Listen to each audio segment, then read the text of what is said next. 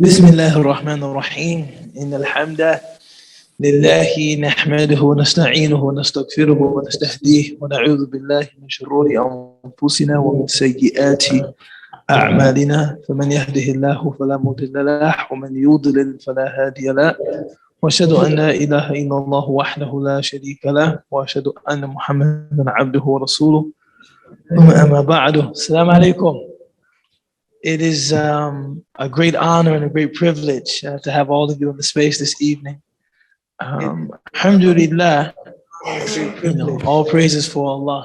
We normally have a conversation on Tuesday evenings about the book Purification of the Heart.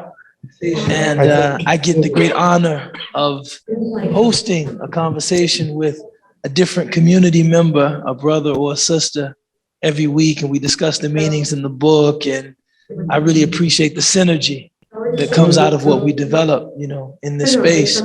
But this week, I have the honor of being with the executive director of Ta'leef and Ali Dia, and he wanted to have a different kind of conversation this evening. Ali, you should introduce the topic. بسم الله الرحمن الرحيم اللهم صل على سيدنا محمد وعلى آله وصحبه وسلم. In the name of God, the most gracious and most merciful, we ask Allah to send peace and blessings upon His beloved Prophet and family and companions. Again, I echo to say welcome all of you. It feels a little awkward in this space because of the weird spacing, but that's kind of the stuff that affects me when I'm up here. But what I really want to dig into with someone who I believe I've had about 20 years of rapport with, Ubaydullah. I want to talk about something that's really important to me, important to my family, and I believe important to Ubayd for sure, and maybe important to many of you in the crowd at some point in your life, or you've encountered someone in this, which is talking about convert care or da'wah, what this organization is essentially all about. And I thought it was important to have a moment where we could just have a real conversation for once about this thing. Everyone claims that they do convert care and they do da'wah, and we hear that all the time. I'm just doing da'wah. Why are you in the club? I'm just doing da'wah. It's just a joke, guys. That's not real. It was a joke. But what we want is to have a conversation about convert care. What does that really mean? When we say that, what do we say it is? And at the same time, are we really doing it? Right? Is Ta'leef really doing convert care when it says it? Are other organizations actually doing it? Are Masajid actually doing convert care? It's time to get real with where we're at. At the same time, what I want to do is get a good sense from everyone. Like, where are we in this thing? Right? I'm not a convert. I'm not a convert, but I do identify more in my reality as a convert more than ever, right? In my trajectory as a youth here in America and in the West, right? Also, we're doing this thing with Ta'leef where it's like, this is not a plug, but I'm just letting you guys know so you know like where this is coming from for me and why it's weighing heavy on me, or you sense that little intensity that inshallah I'll also change into some jokes, and Ubayd knows how I am. But the reality is that, and it's hard to see the brothers, y'all can come out here too, but the reality is that at one point, people were like, what the hell is Ta'leef doing? About 2 years ago, they weren't sure what Ta'leef is doing, right? But to me, it was always like, I know what Ta'leef is doing. Ta'leef has always been a pillar in this essence of convert care.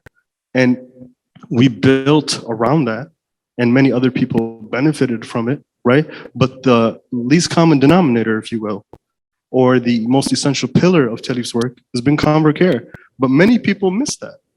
And us right now with Welcome Home Initiative, right? We're trying to bring that to the forefront and to let folks know, like, welcome home. There are many people that have come into Ta'leef and we tell you welcome home, but there are many doors to Ta'leef.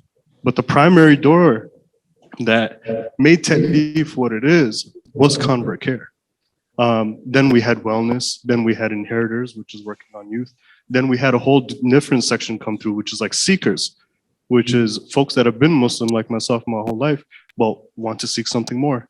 And then others who have not been Muslim, but are not Muslim, and maybe not even trying to become Muslim, but come through the door because they vibe with something that leads them to God, right? But the essence today for me is about that pillar that really made Talif what it is at one point.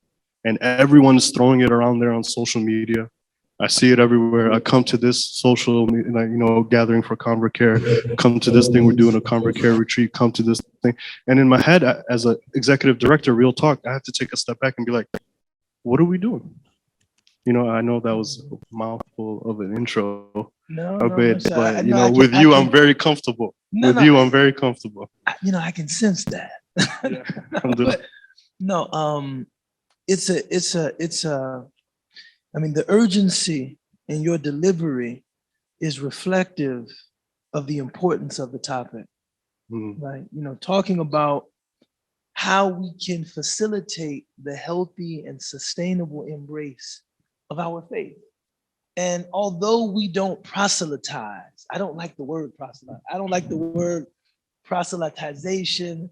I don't like the word proselyte. It just, there's something about the term that seems insincere, something about the term that seems overly formulaic and overly concerned with building the roster of converts. 100%. Right? People like that, in my experience, I feel like they are in doubt about something. And the more people they can convert to their line of thinking, the more convinced and they assume. The more secure they feel. The more convinced identity. And more secure they assume they will feel. That's right. Right? That is not dawah. Right? This idea that we just want to build the roster of people converting. We're really not concerned about them or their realities or them embracing deen in a way that's sustainable and growing consistently and meeting them where they are in their realities, but just to fill up the auditorium or just to fill up the conference center, we can give each other a lot of praise, and when I'm close to efforts like that, they actually, I have a visceral response to those kinds of efforts. But if you're talking about trying to be of assistance to people who are seeking to get closer to God, seeking an active embrace of the way of the Prophet Muhammad ﷺ, I don't think there's anything more important for us to be talking about in our community. I agree. In fact, some people opine that if our community is not a community focused on da'wah, right, then our being in America is illegitimate. Now, focused on da'wah does not mean we're giving pamphlets and, but in our hearts, we want to represent this religion beautifully and powerfully so that people gain interest in it, naturally and organically. And how can we do that? Through service? How can we do that through being neighborly? How can we do that through being collegial? How can we do that through, that's what da'wah is to me. And I think it's the absolute bedrock. Yeah, and I would say there's a distinction. There's a conversation about da'wah, which, by the way, da'wah, we're using the term, but it's like, it's like calling. It's an invitation, right? You're giving an invitation to someone. It doesn't mean that person has to answer that invitation or answer the call. It means that you put out the invitation, right? You do that all the time for weddings. Not everyone RSVPs, right? And sometimes we're hurt, sometimes we're not. Thank God they're not coming. I already have 300 people, and I can't handle this, right? Sometimes we're really happy. But the whole point is it's an invitation. That's one thing. That's da'wah. The other thing that I wanted to distinct between the two is that at some point, the da'wah is not, they took their shahada and it's done. Mm-hmm. Like, this is a big deal here, right? Some folks, they see that whole event where someone comes in and everyone's excited, and this person that's in front of us, or to be frank with all of you, and this might be a little controversial for some folks, like in some masajid, maybe not even in the same room if it's a sister, and the brother's giving her shahada in a whole different room, and he didn't even witness what she looked like. So on the day of judgment, he could be like, I was really a witness, right? But the reality, right, in this is that we have to also see da'wah as like a stage, and then there's a whole nother stage after that, which is how do you really take care of the converts after that? It's not shahada, thank you very much, jazakallah khair, we really appreciate you. You made us feel good. We shed tears, we hugged. And then what happens to the brother or sister after that? You know, it's interesting, man. You know, I embraced Islam over 20 years ago, man. You know, I was a teenager. I remember you. I was a teenager when I embraced Islam. And these conversations. I was younger than you. I'm younger than you, right? No, you're not younger than me. Are you sure? No, you're not younger. Okay. These conversations, unfortunately, we weren't even having conversations like this. You know, it would just be good-hearted brothers, good-hearted sisters that just took it upon themselves to look after you. Right? No, I don't know, when I embraced Islam, I don't know that there was any institutional effort being made to ease and facilitate that process for people embracing Islam.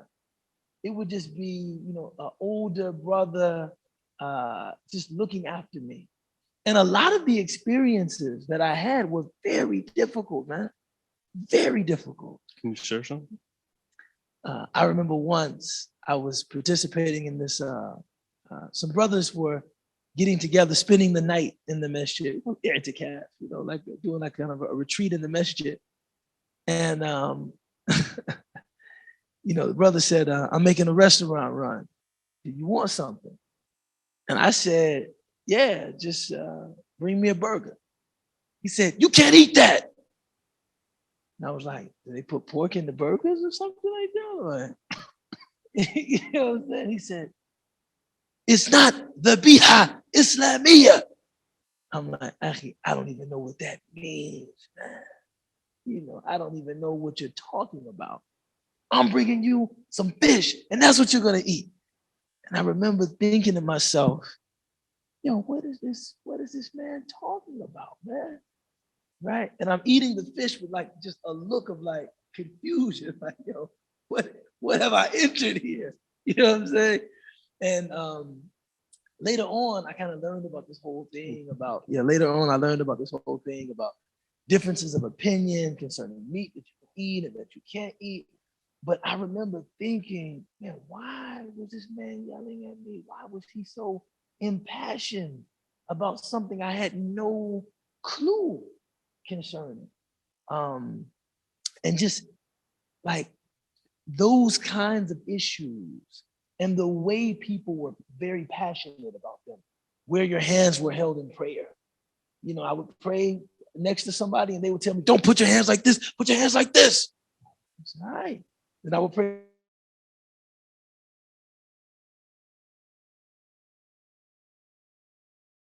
Don't put them like this, put them like this. I said, somebody said, just put them like that.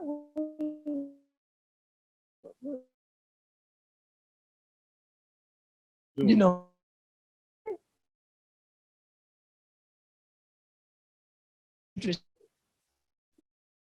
you know, the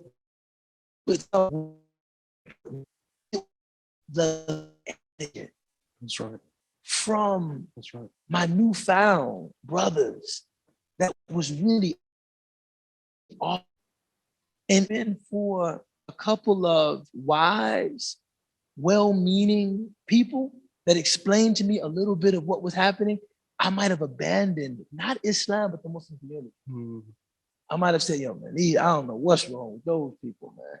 They're really, that was too intense for me, right? But on a personal level, and it's to that, you know what really affected me, man, as a new Muslim? My family was cool with my embracing Islam, alhamdulillah. Sectarian rivalry among Muslims. That was cool for you. No, that was hard. That was hard for you. Seeing Muslims talk about each other, like, you know, the person's a deviant, Oh, yeah. This person is misguided.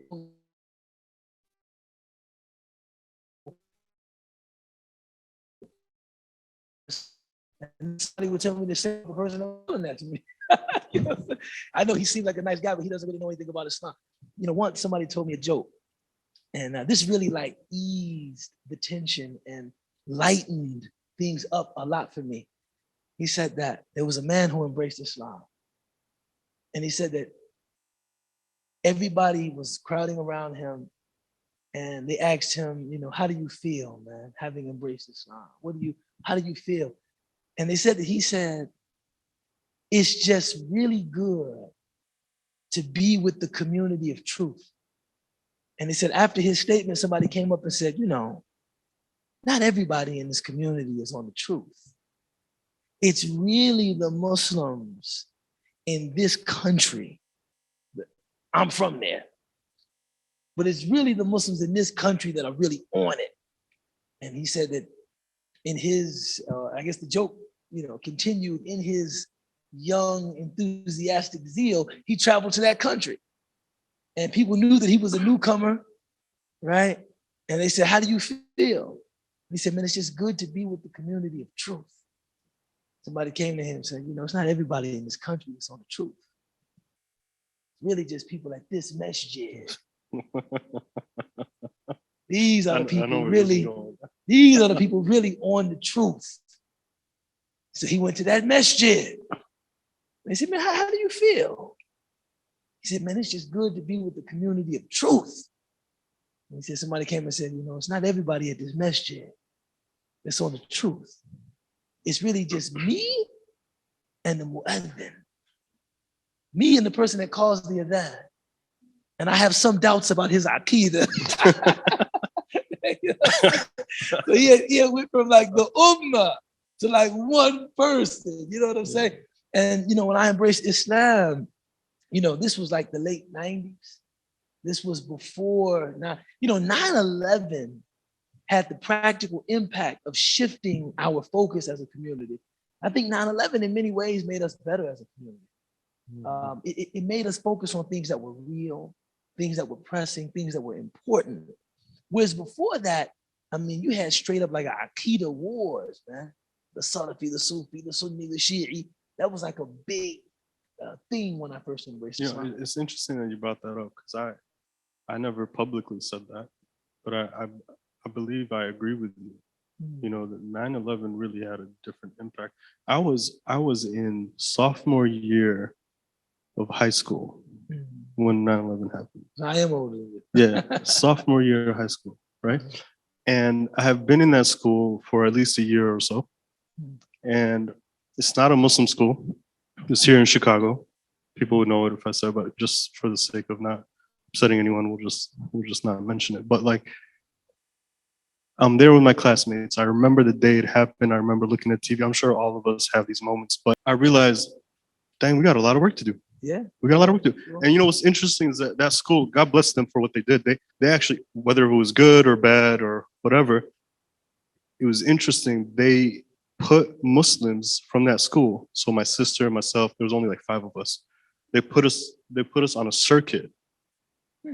They put us on a circuit. And so at the age of 15, 16, whatever, to talk about Islam at Brother Rice, Mother Macaulay, etc. So it went from, yo, Ali, are you really Muslim?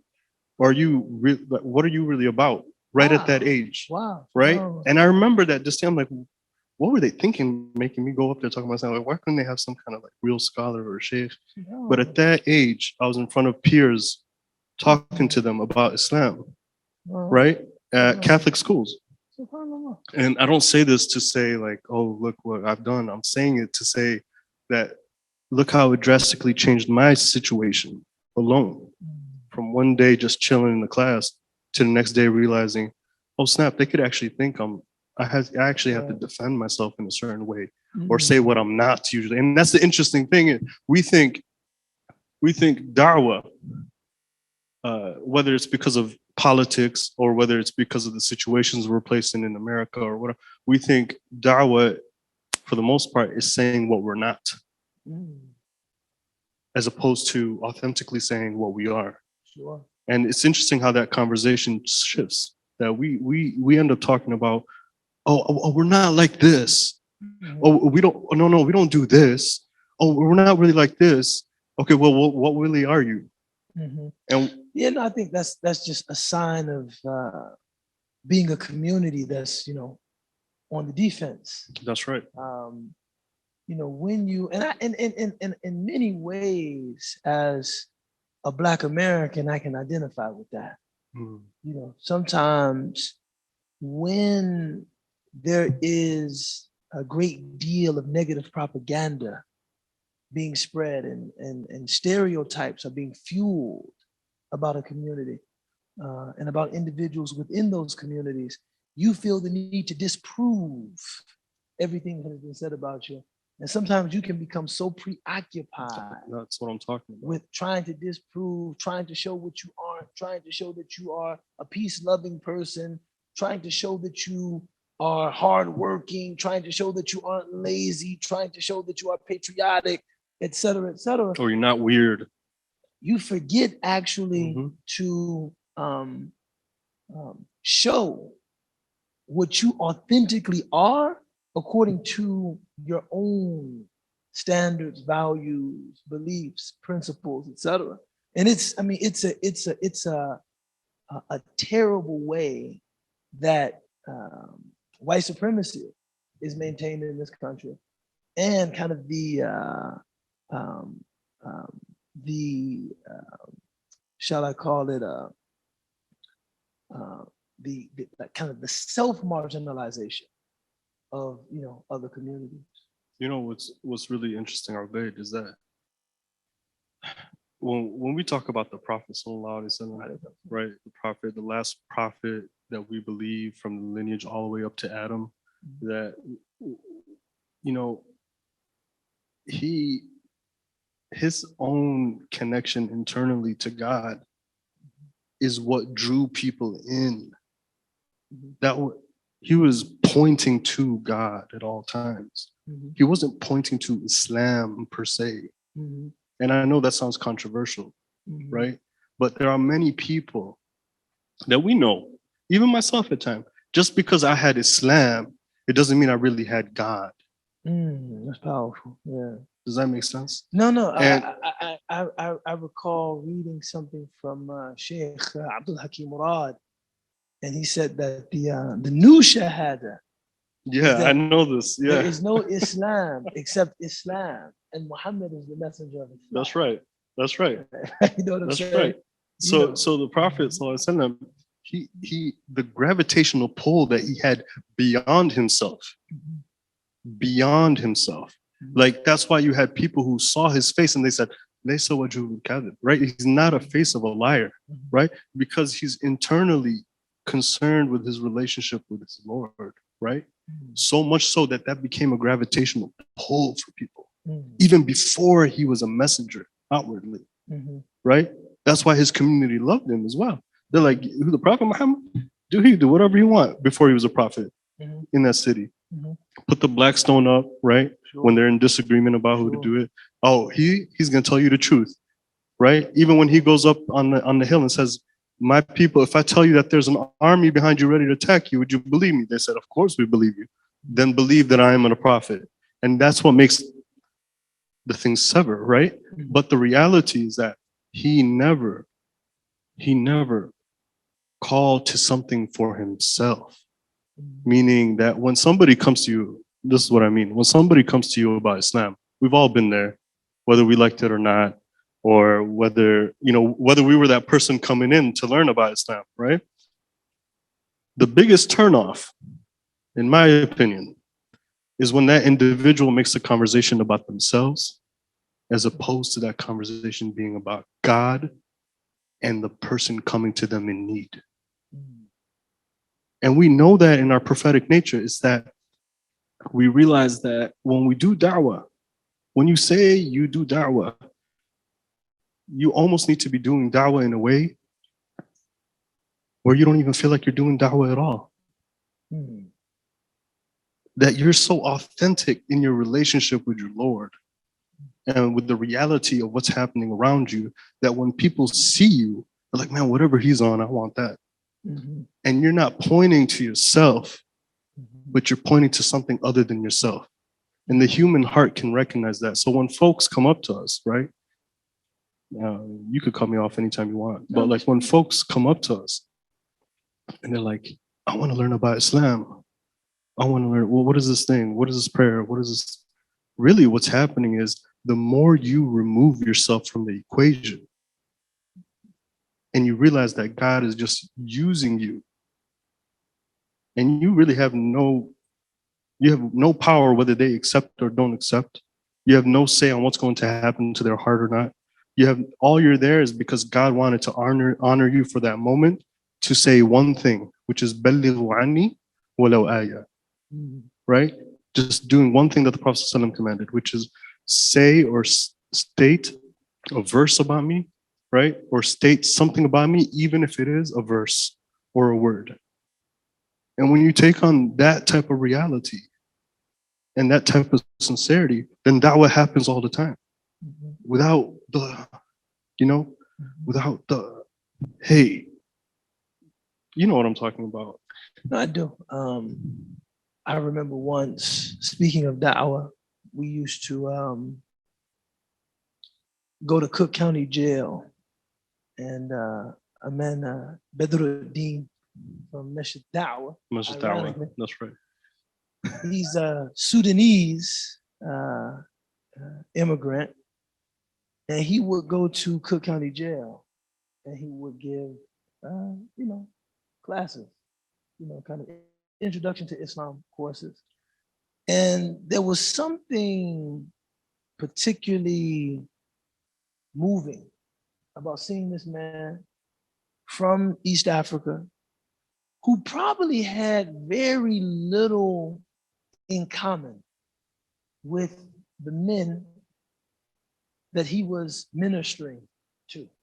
He didn't, he wasn't, it's not like he had experiences that lined up with their experiences, but he just saw it as his duty to go and speak about Allah to anyone who wanted to learn about Allah. And if I'm gonna be like 100% real, uh, I was actually in Cook County Jail when he was coming in giving dawah. Sometimes I tell a story. I used to go with him to give dawah. No, that's not what happened. You know what I'm saying? I was in Cook County Jail where he would come in and give dawah. But alhamdulillah, I was, you know, uh, story now is going to sound crazy, but I had already, studied at the. Okay, here comes Amir with the paper, Oh, Bismillah, Alhamdulillah. I had actually for my residency at 26 in California. I had already studied Islam formally. I had done 2 years at an Islamic school. I had memorized a pretty good amount of the Quran. And when he saw me there, he started crying because I knew him. I was like a practicing committed Muslim. To have found myself, in the situation in which I found myself, it was a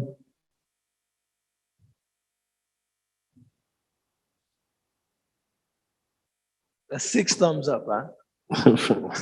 Yeah, it was. So I would to condense the story because I was there. I would lead the classes. Because he struggled a bit with English, and I definitely felt as though that bridge that he would have to travel to reach them in their experiences and in their realities was a much shorter travel for me because we were actually in the same situation, myself and these men. And we were very successful at giving da'wah. We had Islam service every Tuesday, and we would divide the room in half, and everybody that had embraced Islam would sit on one side of the room. I didn't come up with this. This is what he came up with. And people that had yet to embrace Islam would sit on another side of the room. And at the end of the session, am I good?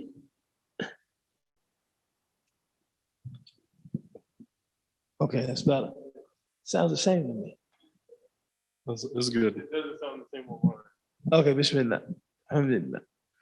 And at the end of the session, he would ask, is there anyone who wants to embrace Islam?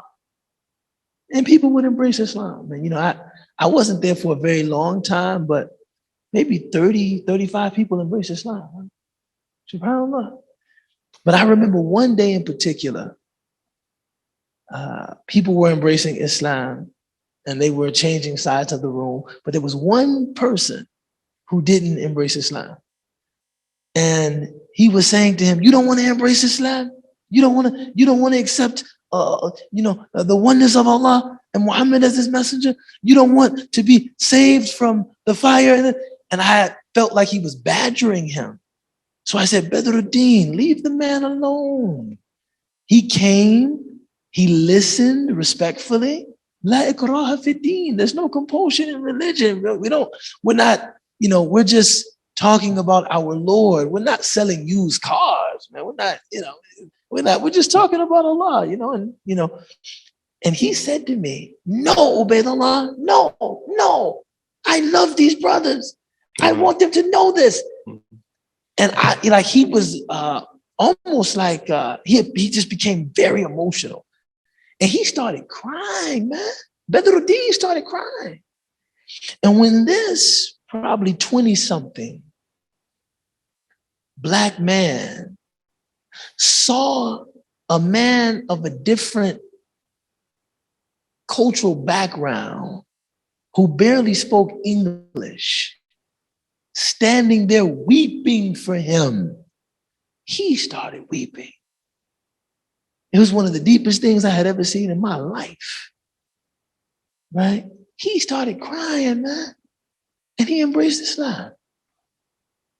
And I remember asking him afterward, what changed your mind? Before you said you were good. He said, man, when I saw the utter sincerity of this man, in that moment, I could see that it wasn't about him, wasn't even about me. He was just expressing in a completely unrehearsed way the depth of his devotion to his faith and his devotion to his creator. And it moved me. And I remember thinking to myself, strategically, I don't think it's good to badger people or push people or emotionally guilt people. That's not my style. But the sincerity that was there, as you were mentioning, that it's not about me. It's not about, filling up the roster with names. This is something that I'm conveying with an urgency that reflects the depth with which I believe in it. People can feel that, man. People can feel that. And that's what da'wah is all about. You know what, Amir? It does sound better, man. It does sound better.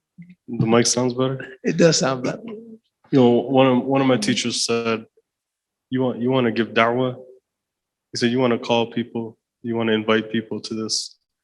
I didn't say anything. I didn't say yes or I just it's a rhetorical question. Right? Yeah, it's not like you're not going to say yes.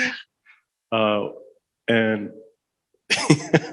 he said, learn how to make good tea and feed people. Alhamdulillah, this is the truth. He said, learn how to make good tea and feed people. And people think, everything in Ta'leef is intentional. Moroccan mint tea. Ta'leef.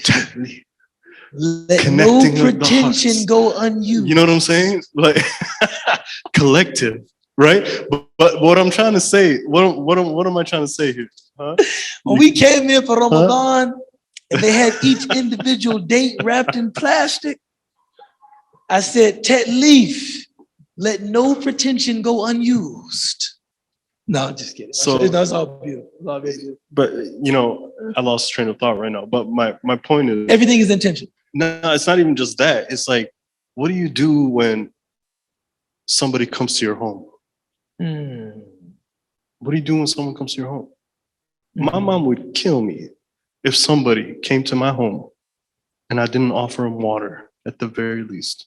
SubhanAllah. Or I didn't ask them if they're hungry. Or I didn't have, not even ask, forgive me, there's no need to ask. It's already happening.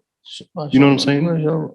I mean, one of the most profound things, I'm just gonna say this, whatever. Usama Cannon, right? The founder of this organization that like few people talk about right now, but Usama Cannon, right? He had one of the most profound experiences in his life at a friend of his house, where this is an Italian friend of his, and his mother is cooking dinner, and Usama's sitting there in the room, okay? And he's waiting on his friend. He's waiting with his friend conversing. And then his friend looked at him and was like, oh, I'm so sorry. Dinner is served, right? Just give me about 10, 15 minutes. I'll be back. Wow. And they went and had dinner, and he's just sitting there in the room. To so many people, that is a real reality. That's okay. To us, I would rather cut my left foot off, right? I would rather give out my firstborn, okay? I would rather just go ahead and just jump off of a cliff than to have someone in my crib, right? And I did not think the story was going to end like that. I'm just being honest with you. Like, we have, look, if Muslims did anything right, hospitality, bro. Anywhere you go, in anyone's home, in any place in the world, you're going to eat. And you're going to eat 6 times, sometimes in one sitting. Wow. You thought you had the main course, they lied to you. I had a brother on the floor. Hey, he's laughing because this happened to him too. But bro, I had Uncle Rafi.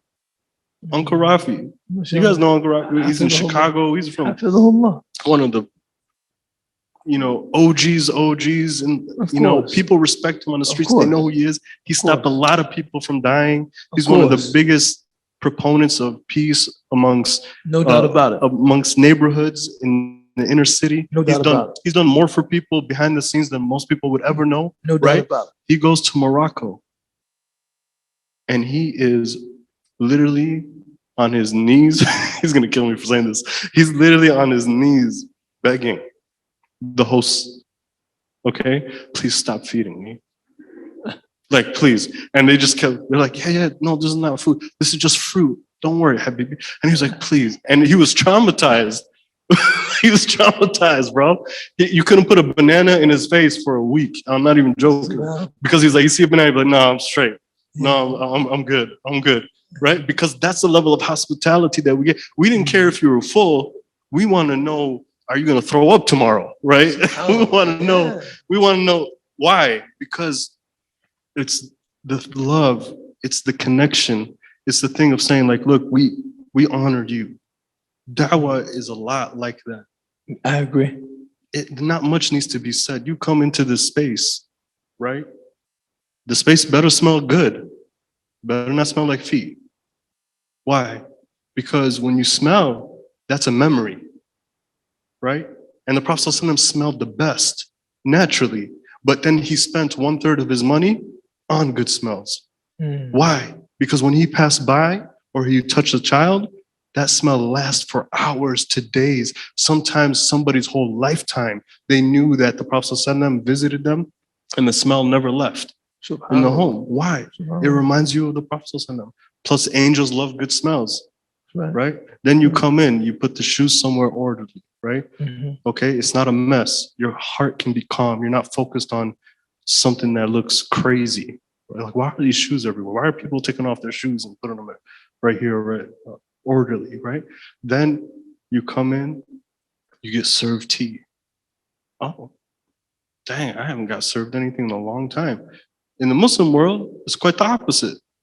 We got used to that, right? But when you go to that story I talked about with Usama, you look at the difference, right? Then your heart is ready to receive a certain message. Why? Because there's no barriers between you. There's no barriers between you and the knowledge given at that point. You're not worried if it's too hot, if it's too cold. You're not worried if you're going to be judged by sitting here or sitting there. You're not worried if you're going to be wearing a hijab or not wearing a hijab. You're not worried if you're wearing shorts or you're not wearing shorts, right? All that stuff allows the heart to just be comfortable, allows the heart to just receive information, you know? It's the simple things. Mm-hmm. It's always been the simple things. You know, my wife, she accepted Islam. Basically, my wife is like, she's gonna kill me. I met my wife when I was 15 years old. 15. I'm 35. I'm 35. I've known her more in this world with her presence than without her presence. Right. I've known her since she was 15 years old. She wasn't Muslim when I first met her. Greek Orthodox Christian. Greek Orthodox Christian. Mm-hmm. I'm gonna repeat it again for y'all that don't know. Greek Orthodox Christian. Eastern Church. Yeah, okay? Okay? They don't mess around. Very serious. Very serious. She acted and she conducted herself as a Muslimah. Flat out. When I saw her, I'm like, bro, like the only thing that's holding you back from being a Muslim is just saying your shahada, just say your shahada. Sure. Right? But I didn't say any of that in the beginning, right? Mm-hmm. But she invited me in to sit down next to her in English class. Mm-hmm. Right? Mm-hmm. I was this awkward kid who just came from universal school in Bridgeview for like 10 years. I barely sat next to a sister, let alone be invited to sit down next to a girl in a classroom. Like I was awkward, bro. Mm-hmm. And I sat down, I'm like, all right, cool. And we started talking about things in English class. Then a friendship started. And then I'm telling you guys the truth. Like, I'm not going to give you, like, by the way, y'all want to know the biggest da'is? Y'all want to know who the biggest da'is are in America right now? Huh? Muslim women. Muslim women. Bro, we get more people enter into Islam. And you can ask Dr. Will Caldwell. You can ask Mike Spice, they've been doing this for 15 years. You know how many times we get this? Oh, we have there's a friend of ours that just wants to ask you guys a few questions about something. We're like, yeah, okay, no problem. The boyfriend. Yeah, no, but they don't say that. We have a friend. And we're like, Bismillah. Of course. Yeah, okay. Course. And then after they take the Shahada, 2 weeks later, they're like, oh, you remember? Oh, we're getting married. We're getting married. You want to do our kitab? Okay, we'll do a kitab. No problem. We'll do the kitab. That's done more for the Muslim da'wah industry than any other thing we've come across. You know what I'm saying? Mm-hmm. But it's always because of the character of people. Mm-hmm. That's it. Mm-hmm. It's the character. You know, funny thing, man. Funny story. You know, as we're sharing stories and thinking about converting to Islam, when I initially converted to Islam, I was in high school. So to say I was in a serious relationship, that's like a misnomer. How serious can it be? I was in high school, right? But it was as serious as anything I had ever experienced, you know, up until that point. And I didn't know anything about, you know, any kind of restrictions in terms of women and men dealing with each other or being in secluded space with each other. All of that was very foreign to me. I knew nothing about that.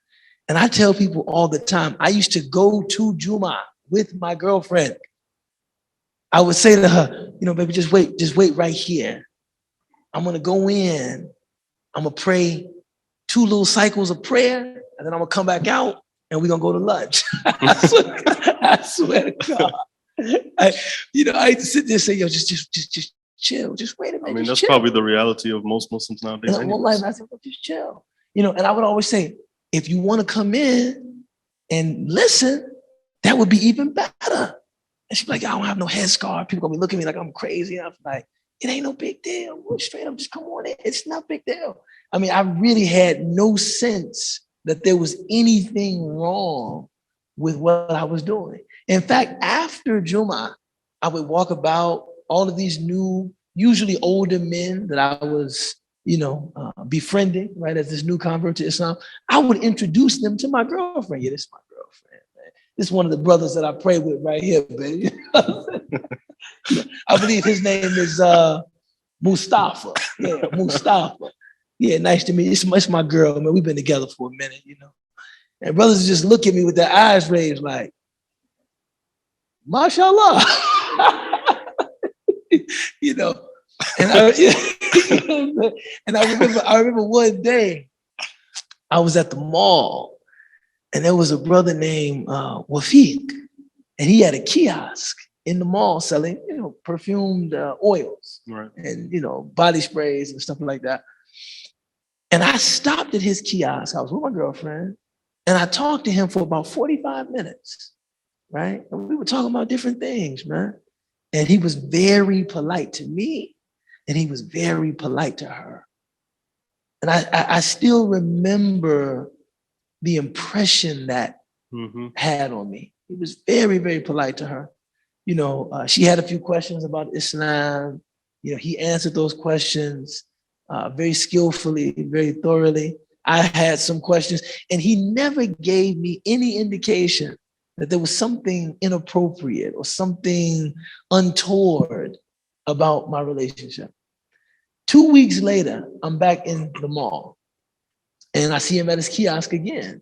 There were no customers around, and he had a book open. And I asked him, I said, hey man, assalamu alaikum. I said, what are you? In fact, I didn't say assalamu alaikum. I didn't say it like that. I said, assalamu alaikum. You know what I mean? I had no knowledge of the Arabic language. Okay, sure. I had no knowledge of the Arabic language. And I just said, hey, assalamu alaikum. What are you reading? And he said, I'm reading a book about enjoining good and forbidding evil. So I'm reading a book about recommending that people do good and advising them against doing the wrong thing. And I said, all right, tell me something about it. Because I was just a curious kid. I'm like, yo, tell me something about it. He said, well, this business of advising people to do good, he said, you have to be very careful about it. You have to know that, you know the person, that you've established some rapport with them, that you've built some trust, that they can trust you. You have to know that, the good that you're commanding them to, they understand it. And it's kind of going through these conditions. He said, so like, what if I saw a brother doing something that I knew might be harmful to him spiritually, but he had no idea? How would you suggest that I address him? I said, just tell him. You know what I mean? I just tell him. He said, but that could hurt his feelings, right? That could hurt. If I just told him, that might just hurt his feelings. I'm like, give me an example. So he's going through these scenarios. He said, what if I saw a brother taking a drink? Or what if I saw a brother getting really, really close to a woman that he wasn't married to? And I was worried that maybe his closeness with her could present some spiritual challenges for him. And he just kind of continued with the conversation. I remember thinking, what are you talking about? I feel attacked. Yeah, no. I did feel attacked because it's not like he said it and looked at me. He was like, really wise in the way that he did it. Yeah. What if a brother was spending time with a woman and he didn't know that this was wrong? But I knew that. No, he kept the conversation moving, right? After that, I went and actually asked somebody at the mosque, so what is kind of like dating etiquette, for Muslims? They started laughing. Dating etiquette? It's none. I said, what? What? Are you serious, man? This, that, and third. So definitely was a hard conversation to have with my girlfriend. And I went at the conversation exactly like they recommended. I said, well, look, we can get married. She started laughing. Married? I said, you know what I mean? I mean, it doesn't have to be a big affair and, with a white dress and, 400 guests or something like that. We can just go, me, you, a couple people, it's not. She was like, Will, there's no way I'm going to marry you. I said, oh man, well, I don't know that we can kind of hang how we've been hanging. And it was a difficult conversation. 3 weeks after that, I saw that brother again. And he said, how are you? And I said, felt like, my relationship kind of came to an end, man. And, I'm just a little bit sad about that. But trying to practice this faith, man. And he started smiling. And he said, I knew you would get it. I knew you would get it. The Arabs, they say, إِنَّ اللَّبِيبَ مِنَ الْإِشَارَاتِ يَفْهَمُ. That an intelligent person, you don't have to be explicit with them. Not saying I'm intelligent, but you don't have to be explicit with them. It's enough to be subtle. Subtleties. It's enough to be subtle and to allow them to get what you're offering, but to get it with some ownership. That's right. They feel, see, if he had just imposed and pushed, I might have felt like, man, these people are trying to take over my life. That's right. But because he just left something there for me to pursue, I felt like this is a choice that I'm making in the interest of deepening my connection to Allah and deepening, my faith. Yeah, like there's two, I know we got to go to questions, but there's two things that came up to me from that. One is he had the wisdom to let go and let God. Yes. He had the wisdom to just let go and let God. Yes. Meaning like, I'm not gonna, everything is not gonna happen in this moment. It's a 17-year-old That's kid. Right. Everything's not gonna happen in this moment. And he gave you subtleties and wisdom and love and comfort, and then Allah takes you. Allah takes you. The other thing is, which we teach here a lot for anybody that's been through like MMP or the Mu'allif mentorship program, or like any of our training here in the past or present future, is low visceral reaction. Yeah, man. It's a low visceral reaction. Low emotional expressivity. Yes. Important. So important. You know how many times I've sat in uncomfortable conversations, like sister, brother, something. They come up and they just throw the craziest thing from left field on me, right? And in that moment, if you're like, what? Is it? If you just give this for a second, that's it. The conversation is done. They are judged, right? They feel that they should never come to you. You can pretty much call it a wrap for a relationship if you had any.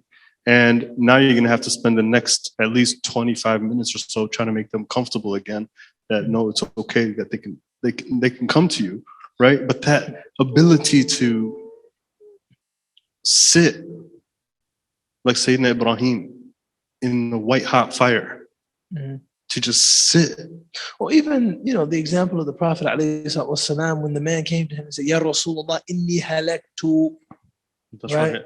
جامعت وامرأتي في نهار رمضان أو كما قال. He said, O Messenger of Allah, I am destroyed, right? I'm ruined. Me and my wife, we were together during the day in Ramadan. The Prophet ﷺ didn't say, Astaghfirullah, A'udhu Billah. Nor did he say, oh my God, this is really bad. He just said, well, you have to atone for what you did. Just low emotional expressivity, man. That is such an undervalued lesson, right? If someone comes to you, and this is not just for religious leaders or people that work in pastoral care, just among brothers and among sisters, somebody shares something with you, try to prevent yourself from an initial reaction of, what? That's wild. And then you get back in character like, no, it ain't that bad. It ain't that bad. Finish telling me. It's too late now. His brother tell you, man, man, I had like an arm injury of some kind. And they put me on some, OxyContin. But I ended up getting addicted to these joints. A brother comes and confides in you. Man, I'm addicted to opiates. If you say, what? Astaghfirullah. After that, there's really no conversation. It's game over. It's like, okay, I see I brought something to you that you couldn't handle. On the other hand, if you can just say, subhanallah, and just just listen. Just listen. You might be able to offer something constructive or something of value because you've shown that I am able to handle what it is you're conversing with me about. Right? Doesn't mean you have to be stoic and emotionless. It's like yesterday, there was a domestic violence situation. The sister said,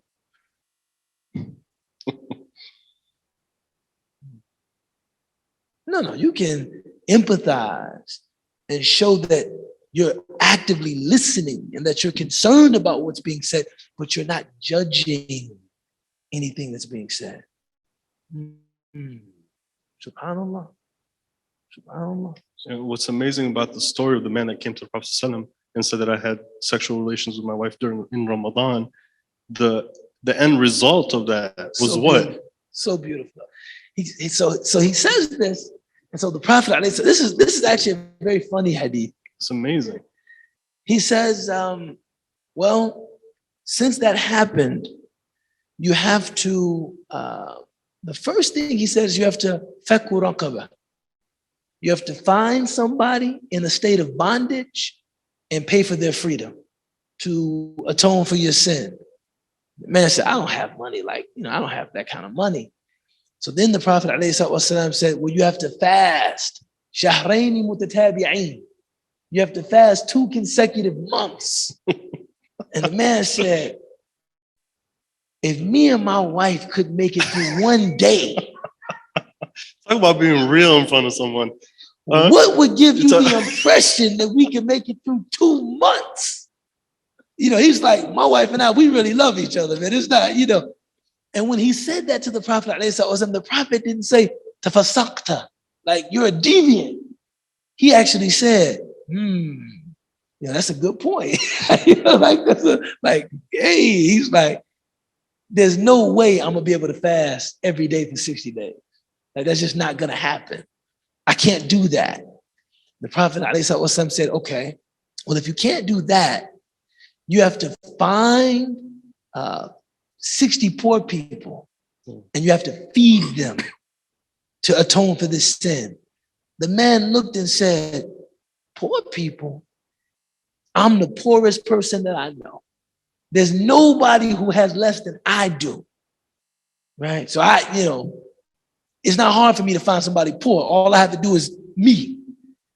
The Prophet, when he heard this, he laughed, he smiled. And he told somebody, bring me a sa'a, bring me a canister of dates. He gave the dates to the man. He said, take these, feed your family, and Allah has forgiven you. Right? Feed your family, that's it. What's deep about this hadith, shara'an, in terms of fiqh, he never asked him anything about his wife. He never even discussed, what does she have to do? Does she have to fast? Does she have to? You take this, you share this with your family, Allah has forgiven you. Don't worry about it. Think about the weight that must have been lifted from that man's shoulders. The opportunity. He began, look, this is, you talk about the heart of a prophet. Look at the polarities. The hadith begins, I'm ruined, I'm destroyed. And it ends with him being given charity, being assured that God had forgiven him. Look at that. And that was probably a few minute encounter with the Prophet. A person can go from being hopeless to being a recipient of charity and being told everything is going to be okay. That's dawah. That's dawah. I think this is a good place to open up to the crowd, inshallah, if anybody has some questions or insights, please, it doesn't have to be questions. other ideas, concerns, challenges, We have a question right here, rebuttals? Amir. Bismillah.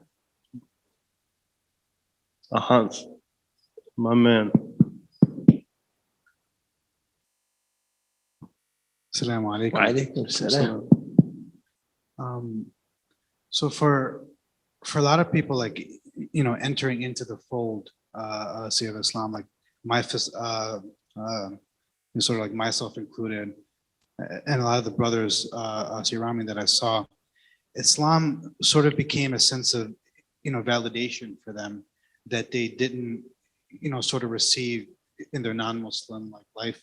If you Sure. wanna, feel that. So when they sort of later on in life, like go to do dawah and sort of like pass on the process, they can't like detach themselves from the process that like they went through, because Islam sort of gave them that like self like validation. So when they sort of portrayed the sort of the religion, they can't like remove themselves like from the equation and just portray the process like as it is. And like I feel like this can sort of apply to like non or born Muslims as well. Islam like gave them validation like later on in life if they seeked. So like what are some like practical steps to sort of like put your validation in the right place, and as well as like removing yourself like from the equation, because I feel like these steps can like not only help you but sort of help like other people's perception of the deen. So. Yeah. May I speak to this, Ali? Yeah, please. Bismillah ar-Rahman. A beautiful question. I don't think about validation or the need for validation or even just to have needs as something necessarily wrong. People, find God for all sorts of reasons. It's not always, sometimes, I guess what I'm saying is that the quest is not purely about God at the very beginning. I know people that embraced Islam because it made them feel like truer Black people. That was the motive, that was the primary motive, given the history and legacy of the Nation of Islam, Moorish Science Temple of America, nation, 5% nation of gods and earths, etc. There was something about Islam that made them feel truer in being Black people. And after they embraced Islam, they were like, man, all I was looking for was something to kind of validate this feeling of having something taken from me. And I ended up with a whole lot of religious responsibility. I ended up with a whole lot of religious responsibility. Sometimes that happens. Sometimes a person is in a relationship with another person, right? And this person has said, I don't think we would be able to make a family, or I don't think we would be able to make a couple if we didn't share a faith commitment. And this motivates the person to kind of look into their heart, evaluate Islam, and they say, you know what, I can do it. I'm going to embrace Islam. Funny, I remember once when I was in Yemen studying Arabic, I met a white middle-aged convert to Islam. Really cool guy. And he seemed like just an unlikely convert to Islam. And I said, what happened?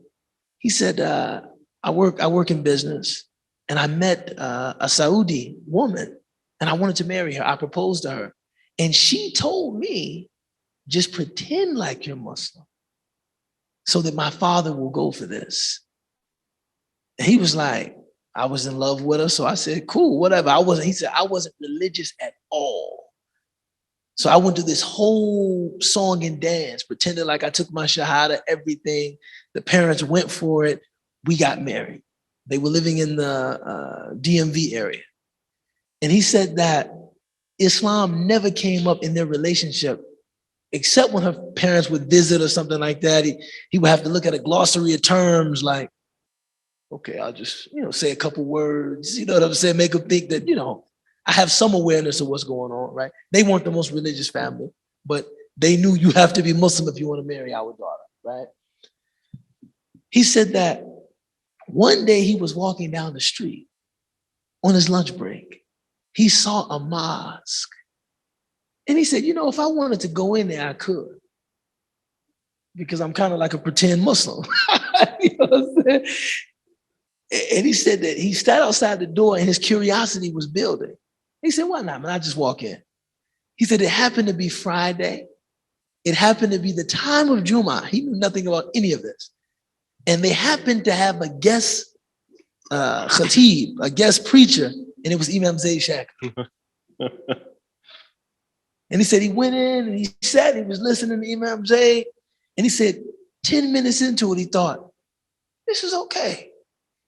This is all right. Right? He said they got up to pray. I went to the back of the room because I didn't do that. I didn't know anything about that. But something I asked, does this happen every day? Or they said, no, every Friday. He said, so I went back the next Friday. And then the Friday after that, he said, after about 4 Fridays, I wanted to really accept Islam. And so when I told my wife, I'm going to take my Shahada, she said, why? He said, why are you doing this? And he said, I went in the mosque. I had a religious experience. And he said, his wife said, I was worried this might happen. But this was just for my parents, And he said that he got into the religion. And when I met him, he was in Yemen studying Arabic. Right? But my point is that why would he pretend like his story wasn't his story? Why would he say like, no, I had this burning desire to learn about who God was? That's just not the real story. I met a woman, I fell in love. I wanted to marry her. I pretended like I was Muslim. I think we all gain from the real story. And somehow I was standing at the mosque, I walked in, the story that I just told you.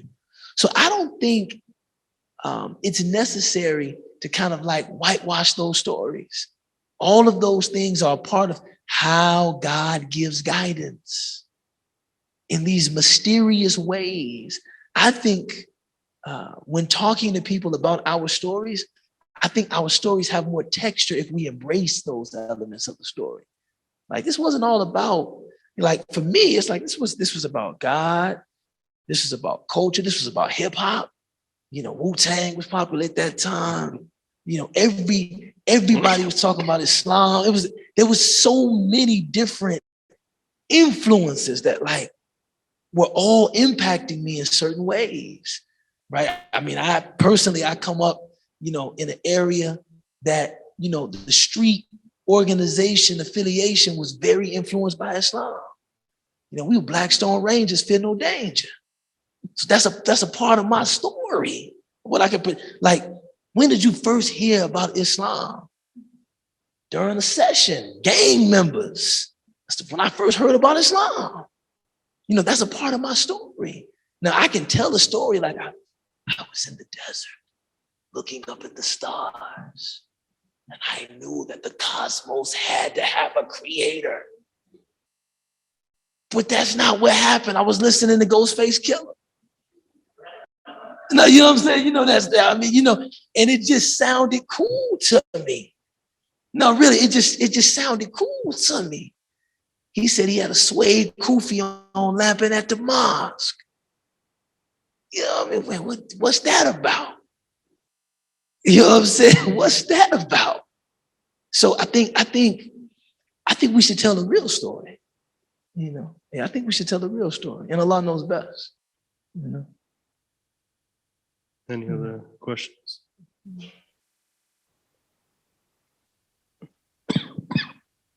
Any online? Hello. Yes. I don't really have a question, just more maybe comment. I am a Christian, and I did look up the event today because yesterday I was just having a conversation with a friend, and I'm 31 years old, and I realized like I've never been to a mosque. I don't know that much about the Islam faith. I just have like an idea of it, and I just wanted to know. So I do appreciate everything that you guys said. I feel like I really know more so the heart of it. I always looked at it like it was just like this to-do list. And I grew up also like in the Egypt Orthodox Church, Eritrean Orthodox Church. So it's similar to where it's like so strict. So that's just kind of how I looked at it.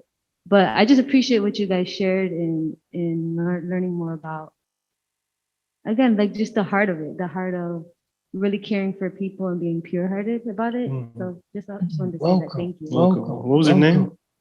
Eritrea. Eritrea? Mhm. Oh, wow, Welcome. beautiful Welcome. name. MashaAllah. Yeah, welcome. Welcome.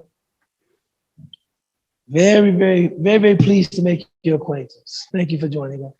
Yeah. Any other questions or comments? Please.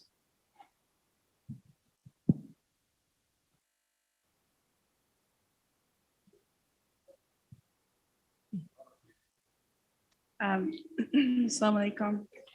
It's really interesting that you had talked about telling the full story, the real story. There's a couple sisters in here that do know my story, and I always leave out this little bit, but it popped into my head as you guys are talking about the kind of people we meet when we convert and the people who are helping us or maybe not really helping us. And the first person to ever speak to me about Islam was my boyfriend at the time, who I had no idea was Muslim. SubhanAllah. Zero idea. He brought it up out of nowhere. I also had no idea that he was going to break up with me 2 days later and marry some random woman. SubhanAllah. But we're not here for that story. SubhanAllah. And this one thing that he told me has kind of carried me through. I just celebrated my Shahada anniversary of 4 years a few days ago.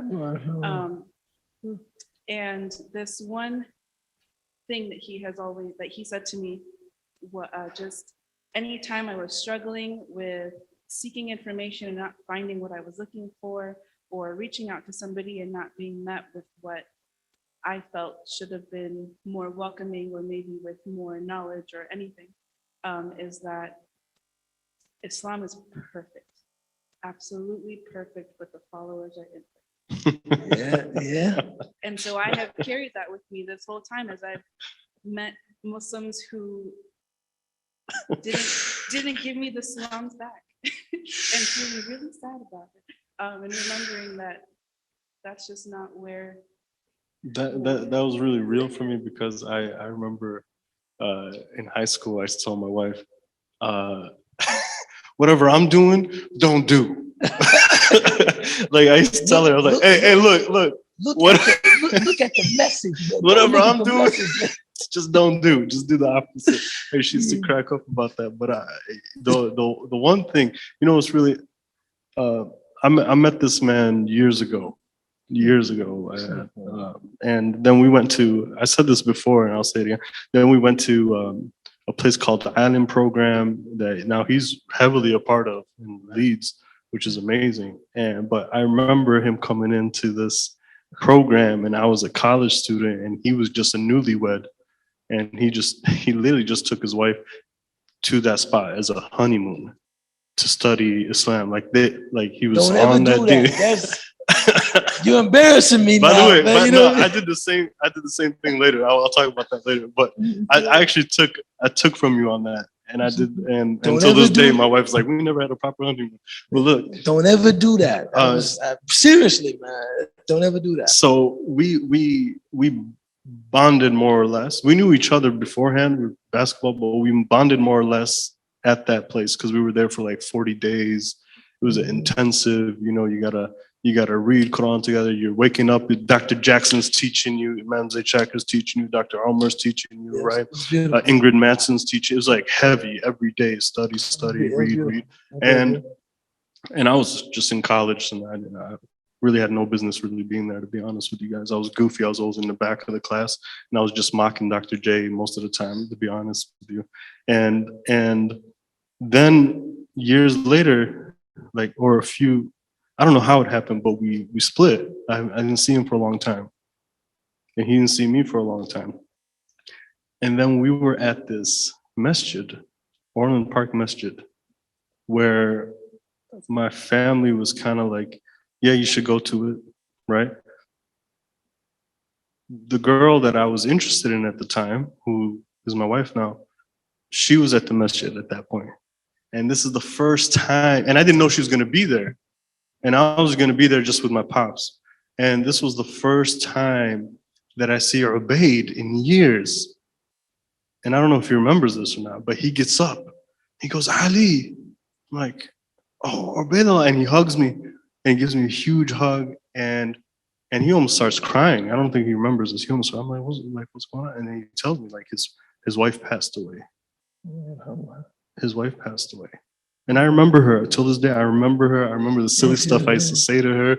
I was goofy at that time. She was very, very beautiful. And he had a daughter from her, right? My eldest daughter. Yes. Asia. And I think Asia was there that day and you pointed out to her. And you're like, oh, this is my daughter. And you told me about your wife. And I was just like, I was kind of shook because it was a lot of information. But at the same time, we got to meet, we got to see each other, and then we all sit down. And what makes the story even more profound is then my wife gets up, who wasn't with my wife at that time, and decides on her own to take the Shahada right there and then in the Orland Park Masjid, right? With Yusuf Estes as the guy proctoring it, right? Because she's kind of like said it privately to herself, but she's never publicly proclaimed it per se. And she just decides to go up there with her friend because Yusuf Estes does one thing that your boy did. Anybody here want to take the Shahada? Yeah. Yeah. Anybody here? And then all the girls are like, she does, she does. And she's like sitting there awkwardly, right? But she was ready. So she gets up, takes her Shahada. And till this day, I think about it, I'm like, subhanAllah, like what is it that caused all this to happen in the way that it did? Allah is amazing. Without a doubt. So I say that to say, we should never be fooled in thinking we really control anything when it comes to stuff. It is planned. It is a beautiful symphony. It is God's beautiful way of conducting the souls and the hearts. And we know that there are many paths to God, that there are souls. We know this. There are many paths to God, that there are souls. And inshallah, may Allah subhanahu wa ta'ala, may God himself guide us all in the right way, in the best way. May he guide our families. May he guide, inshallah, this organization to do the work that it's meant to do and that it was supposed to do, and inshallah is doing. And at the same time, may God allow all of you to deal with whatever you need to deal with, to know who you are, so you get to know who your Lord is, because that's a huge thing. Ubayd said this earlier. He's like, usually the path to finding yourself in the faith is not because you're trying to find God initially per se. It's usually lumped up with a lot of, who am I? Where am I going? What is this thing all about? And then eventually it leads you to God. So inshallah, may Allah subhanahu wa ta'ala enable us to continue this work. May Allah subhanahu wa ta'ala enable us to serve. May Allah subhanahu wa ta'ala enable all of you to be with us and to benefit. And inshallah, we ask our beloved teacher, Ubaydullah Evens, to conclude us with dua. Bismillah ar-Rahman ar-Rahim. In the name of God, the Beneficent, the Merciful. Wal Asr, by the passage of time through the ages, Inna al-insana lafi khusr. All people are in a perpetual state of loss. إلا الذين آمنوا وعملوا الصالحات وتواصوا بالحق وتواصوا بالصبر. Except for those who believe and do good deeds and exhort each other to patience and constancy and truth. Ameen ya Rabbal Alamin.